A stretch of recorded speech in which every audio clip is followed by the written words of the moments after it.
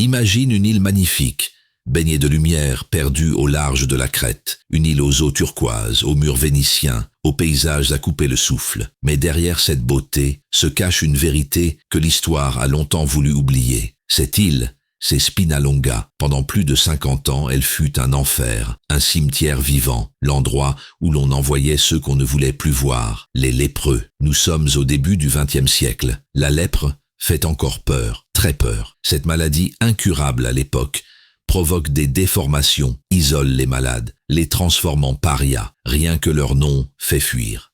Alors, les gouvernements cherchent des solutions. En Crète, la décision est brutale. Isoler tous les lépreux sur une île inhabitée, difficile d'accès, protégée par la mer. Le choix se porte sur Spinalonga.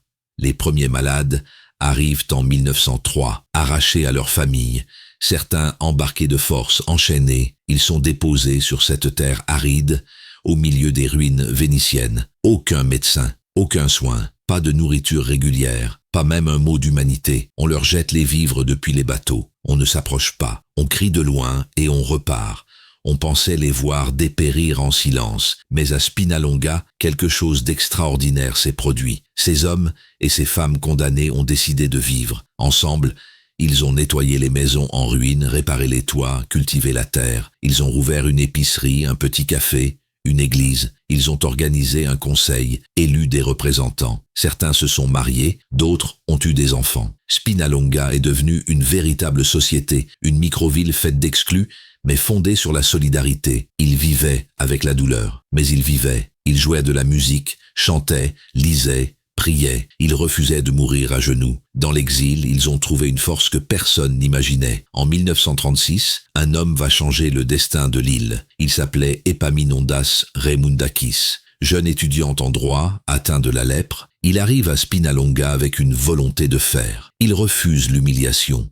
Il fonde une bibliothèque, encourage les malades à s'organiser. Il écrit, milite, interpelle les autorités. Grâce à lui, un médecin finit par s'installer sur l'île. Un homme, enfin, qui soigne, qui écoute, qui regarde les lépreux comme des êtres humains. Pendant plus de 50 ans, Spinalonga va continuer de vivre, entre douleur, mort silencieuse, mais aussi espoir et solidarité. Ce n'est qu'à la fin des années 1950 que la médecine découvre un traitement efficace contre la lèpre. Peu à peu, les malades quittent l'île.